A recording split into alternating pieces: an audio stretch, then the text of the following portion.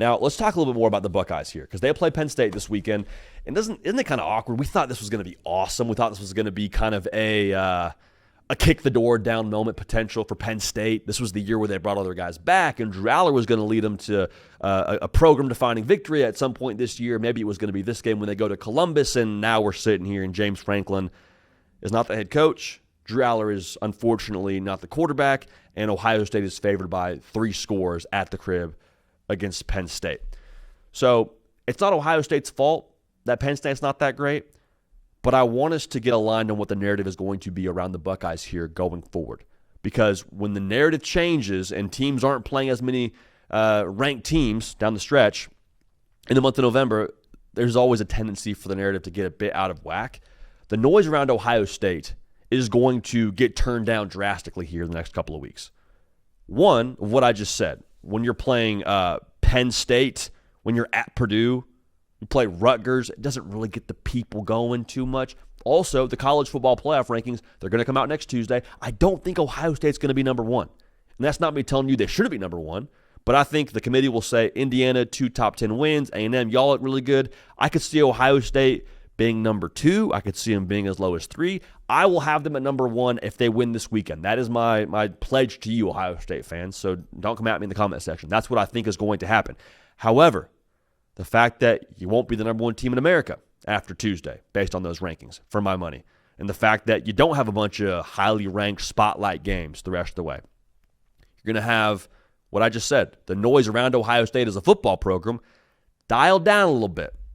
Not going to be a lot of talk around the Buckeyes. Why? Because there won't be a big reason to talk about the Buckeyes. Again, when you're playing at Purdue and running roughshod over the Boilermakers, there's not going to be a big reason to have a huge discussion around what Ohio State is doing. So when you take the spotlight off of them and you don't hear so much from them, what do you do whenever you don't hear from a buddy after a while? Hey, what's up with them? Are they okay? And then you start filling in blanks in your own mind. Oh, something must be up with them. Oh, they must be kind of down bad. I wonder if they're still dating so-and-so. I wonder if they got fired from their job. I wonder if they're actually doing okay right now. That's what you say when you don't hear from someone for an extended period of time. But the reality is Ohio State, I think they're going to maximize this runway they have. Reason why I feel that way, I saw the Wisconsin game. Wisconsin's not great. Like Wisconsin, we could do a whole 5 to 15 minutes on y'all's current status right now in Madison, and it'd be worthwhile doing in some respects. But Ohio State very evidently walked into that game and said, we're going to get Julian Sayin some reps at pushing the ball downfield. And he went for over 350 yards. He had a great day at the office. And Julian Sayin, I promise you, has a different level of confidence in himself having done what he did against Wisconsin than he had going into that game. And so using that as my, guide here for these next couple of games, Ohio State's going to take this game, again, to recap it for you here, Penn State at Purdue, Rutgers, before the Michigan game. They're going to use that runway to work on themselves. So you're not hearing from your buddy.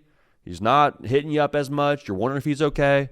Ohio State's just in the gym right now working on themselves. Ohio State's just in the lab right now, getting Julian Sayin right, getting the run scheme going, having the defense even add some more tricks into their bag. So when they play Michigan, it will be 10 toes down. You know what we're here for. We're in Ann Arbor to take back what we believe is ours. We're not playing games with y'all this year, is the attitude I think you have if you're an Ohio State fan.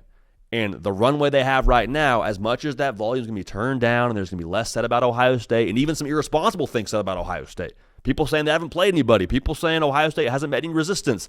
Even if that's true or not true, Ohio State, I fully believe, will be utilizing this runway to get teed up for the Michigan game, for the Big Ten title, and for the college football playoff. Now, for best results, Ohio State, this is pretty straightforward, but you got to play in the Big Ten title game. Like, if you're losing to Rutgers, we got a different conversation to be had about Ohio State this year. I digress. But when you play in the Big Ten title game, this is going to sound a little bit bizarre, so roll with me here. It's not even so much for me about Ohio State winning the Big Ten. Now, before the year, I predicted Ohio State to win the Big Ten. Mid-season, I picked Ohio State to win the Big Ten. So I have doubled down at 2 separate occasions as the Buckeyes to be your Big Ten champions. However, I am more concerned if I'm Ohio State when it comes to my national title aspirations about just stepping under that heavy bar. If you've watched this show, you know exactly what we're talking about. When you play college football and you have a squat test day, when I was at Baylor, They put a weight that was about 100 pounds more than what I was going to have to lift the next day for one rep on my back, and just had to stand with it. Just stand with it. You're not lifting it right now. Just put it on your back and feel what that's like to have that heavy bar on your back. What that does, kicks up your nervous system, essentially allows you to understand what you're about to get into and the kind of resistance you're going to feel. So when you go play Indiana in the Big Ten title game, it'd be awesome if you lift it. I think you will lift it, full transparency. But the fact that you're going to feel that heavy weight on your back for the first time before the college football playoff, that's where the value lies. That's where this Ohio State team gets really dangerous, because it's not about the parts for Ohio State. It's not. Nobody's questioning or should question the talent of a Julian Sayin or a Jeremiah Smith or what they have on the defensive side. I think we've kind of passed all those checkpoints, rather, conversationally. The question is, are they all finely tuned, ramped up, running hot for when you play Indiana, for when you play Michigan, for when you go play whoever you play in the first or second round of the college football playoff? That's what it's about for Ohio State. So beware the narrative getting a little bit irresponsible. Ohio State, how good are they really? They haven't seen them play anybody in a while. Don't worry about that. Ohio State's working on themselves. When they get to Michigan, when they get to Indiana, that's where the real value lies for the Buckeyes when it comes to all they want to achieve here in conference, winning the conference title, and in the college football playoff, going back-to-back as national champs. All right, so we'll unpack that, obviously, as it gets further and further into this season. But if you want to rep the Buckeyes a little bit here, Roback, they're a friend of the show.